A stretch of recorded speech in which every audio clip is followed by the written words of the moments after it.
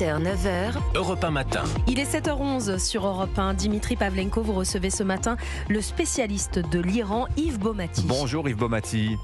Oui, bonjour. Bienvenue sur Europe 1. Je signale, votre ouvrage apparaît très prochainement. On peut dire que ça tombe à pic. L'Iran face à ses défis 1925-2025.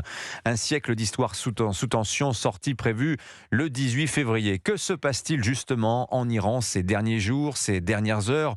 On en reparle ce matin sur Europe 1. C'est un choix parce que c'est vrai que la concurrence des tensions et de l'attention internationale est très forte en ce moment. Téhéran est un peu repassé au second plan, derrière le Groenland, mais à en croire Donald Trump, Yves Baumati, vous l'avez vu, une seconde flotte de bâtiments de guerre américains serait en train de naviguer direction le golfe Persique. J'emploie le conditionnel parce qu'il n'y a pas de trace de cette flotte en déplacement en source ouverte.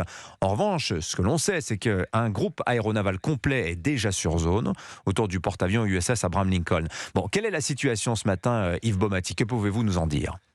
La situation évolue de toute façon déjà au niveau des paroles, parce que la politique de Trump est bien sûr de mener une politique de pression maximale sur l'Iran afin de l'étrangler économiquement et de la menacer militairement pour l'obliger à négocier.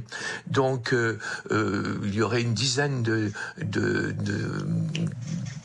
bateaux autour de Abraham Lincoln, de 90 unités dans les airs. Bref, il y a une sorte de renforcement extrême de la pression américaine pour amener le guide suprême à céder vers une négociation qui va l'affaiblir forcément et qui va éventuellement même le faire tomber sans qu'il y ait, enfin tout le monde l'espère, des effusions de sang, et sans coup férir. Et parce que ce flot de sang qui a été répandu par les Pasdaran et les mercenaires qui ont été engagés par la République islamique n'est pas véritablement ce que l'on souhaite.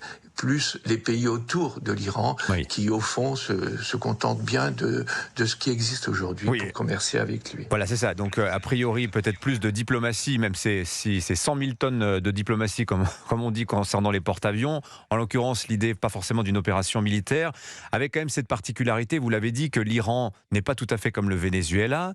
D'abord, vous avez des voisins, des pays qui ne veulent pas forcément qu'une chute brutale du régime des mollahs. Mieux vaut des mollahs affaiblis qu'un nouveau régime dont on ne sait pas ce qu'il sera.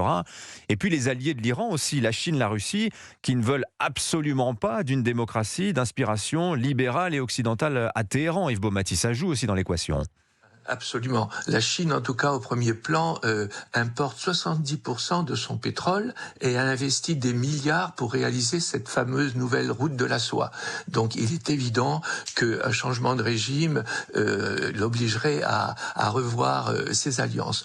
Nous avons aussi les Émirats arabes unis qui, eux, reçoivent une manne financière grâce à la corruption des Pasdaran qui investissent chez eux énormément, des milliards entiers. Donc l'économie des Émirats arabes unis serait aussi touchée. Puis le Qatar, on le sait, partage avec l'Iran dans le sud-est des réserves de gaz. Donc là aussi, on se rend bien compte que faire bouger cet ensemble risque de déstabiliser des économies qui, au fond, trouvent que l'Iran est un bon partenaire pour l'instant. Et le peuple iranien, Yves Baumati, est-ce que l'on a une idée de ce qu'il veut? Est-ce qu'il souhaite une intervention américaine? Est-ce qu'il a la force de poursuivre la révolte entamée depuis fin décembre?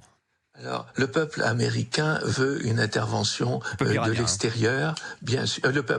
Bien sûr, iranien veut une intervention de l'extérieur, mais elle ne veut pas d'un nouvel envahissement de son territoire comme elle l'a connu en 1941 avec le partage de l'Iran entre les Russes et les Anglais. Bon, cela dit, le peuple, et un sondage avait été fait par l'Institut Gaman, 70% de la population souhaite un changement de régime, dans la mesure où le régime iranien, qui au début était messianique quasiment, a perdu son sens dans la corruption effrénée et l'accaparement des richesses de l'Iran, et elle veut enfin pouvoir respirer, sans doute avec une religion qui sera mise de côté, qui continuera à exister certes sous une forme à déterminer, mais en tout cas plus un islam politique comme elle le connaît.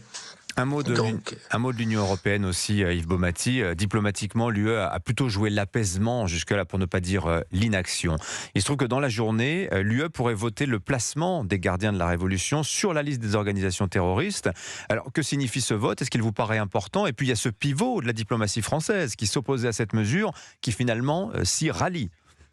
Oui, comme vous dites, c'est un pivot de la diplomatie française. Jusque-là, le président Macron était extrêmement réticent, dans la mesure où il craignait des risques pour les 2 otages, entre autres, également et on n'en parle pas assez, pour les 900 Français, souvent des binationaux, qui vivent en Iran. Donc l'Iran a des moyens de pression sur ce plan-là.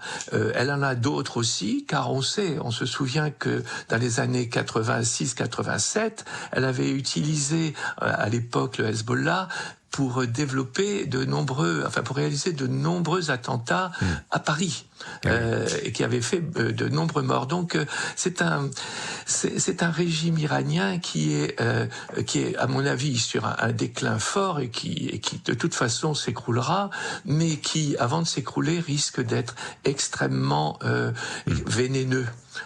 Et ça, je crois que c'est ce que craignait le gouvernement français. Mais à l'instar de l'Italie, qui a montré un peu le chemin cette fois-ci, il s'engage pour classer bien sûr les Pasdaran parmi les organisations terroristes, entraînant sans doute aussi l'Espagne sur son sillage, qui restait elle-même un tout petit peu au bord du chemin. Merci beaucoup Yves Baumati de vos lumières. Votre ouvrage apparaît, je rappelle le titre, L'Iran face à ses défis, un siècle d'histoire sous tension, sorti prévu le 18 février. On aura l'occasion d'en reparler probablement. Merci d'être venu sur l'antenne d'Europe 1 ce matin. Bonne journée.